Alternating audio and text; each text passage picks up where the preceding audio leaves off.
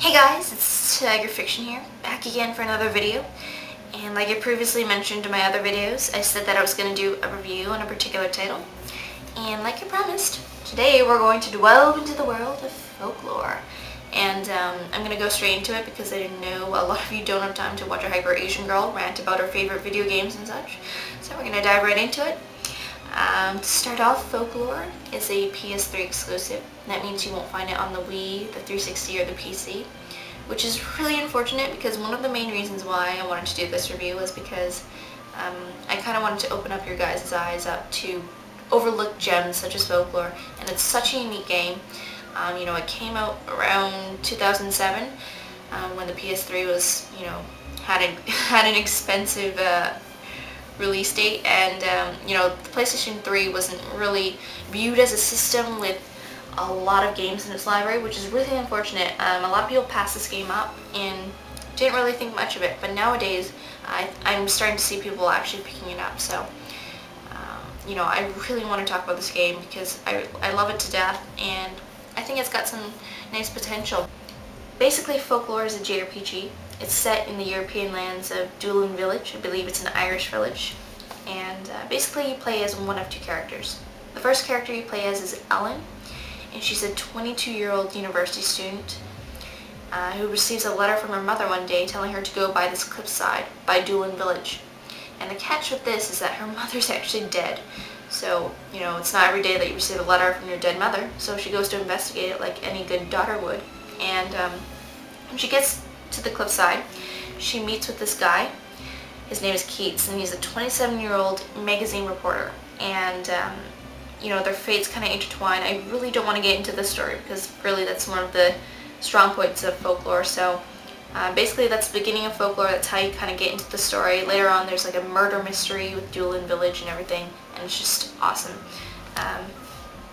But yeah, you might be wondering how you play both characters at the same time. Well, the key thing is that you don't.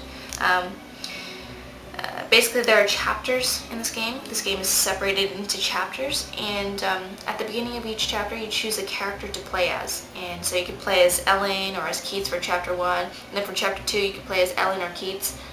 So what happens is, for example, for the first chapter, if you choose to play Ellen first, you would go through the story in her perspective.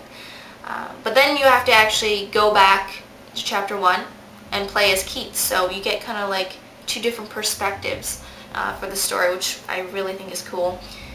Some may see this as a flaw, you know, it might be a bit repetitive, like you pretty much have to go through the same part of the story twice, just with different characters, but you know, there are some things that kind of separate the characters from being too repetitive, which I'm going to get to in a minute about the gameplay.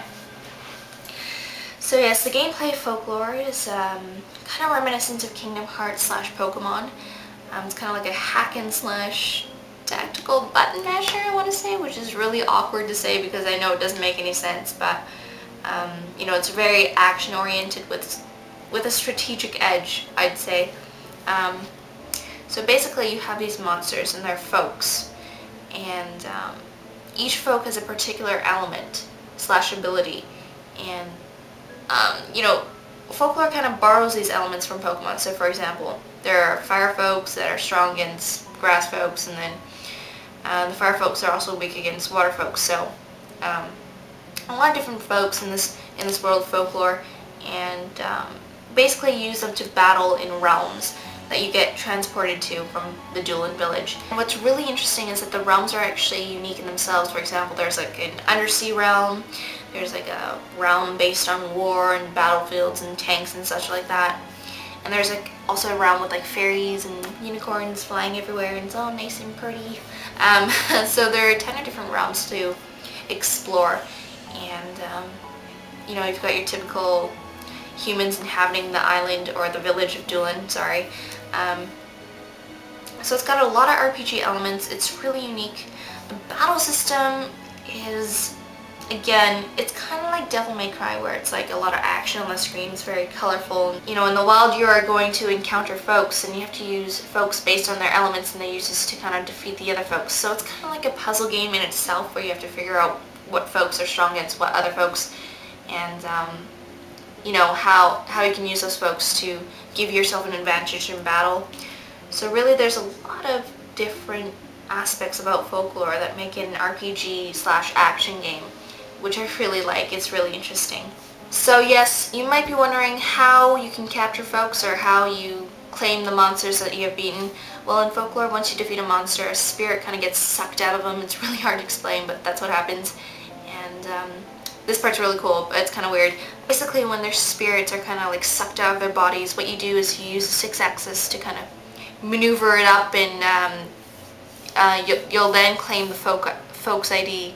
It's really hard to explain. I don't really know how to put it into words. Really, it's really a crazy experience that you have to actually go through yourself. It's really hard to explain. But what I really liked is that the developers actually utilize the 6-axis very well. I mean, I like how they incorporated, it's almost like a Wii game, to be honest, where you have to kind of tilt it back and forth, and you have to, you know, tilt it up to kind of suck the IDs out of the folks to claim them for yourselves. Really, I think it's because the game was released at a time where the PS3 didn't have such a great library, so the developers wanted to kind of show the PS3's potential, but yeah, the battle system is very interesting. It can get a little repetitive at times because, you know, again, like I said, you're playing the same chapter twice, basically, just with different characters. But each character has different folk that you'll have to use. You know, unfortunately, you've got the same bosses, which is okay, because you're using different folks to defeat them, but otherwise, the battle system is one of the best. Now, there's also a multiplayer component, which really doesn't do much. I mean, basically you build your own dungeons slash realms for other players around the world to kind of traverse and kind of explore. I really haven't discovered much in it yet. In fact, I haven't beaten the game, but I know enough about it to make a review, so there's that component. If you guys are interested, you can make your own dungeons, download other people's dungeons, and travel in them. There's other side quests that you can do. Really, it's got everything that an RPG has. And so yes, guys, that is Folklore in a nutshell. I thank you guys for watching me talk about this game. I've been meaning to do this review for quite a while now. So you guys know I like to procrastinate. I'll have my Q&A video up soon because I just reached 1,000 subscribers, which is absolutely amazing. I'll have a big thank you video for that and all that jazz. But again, thank you guys for watching my review. Hopefully you guys pick it up because it's quite cheap now. You can find it for 20 bucks, maybe 10 bucks used even. So definitely pick up Folklore. Let me know what you think of it, and I'll check you guys later. Bye!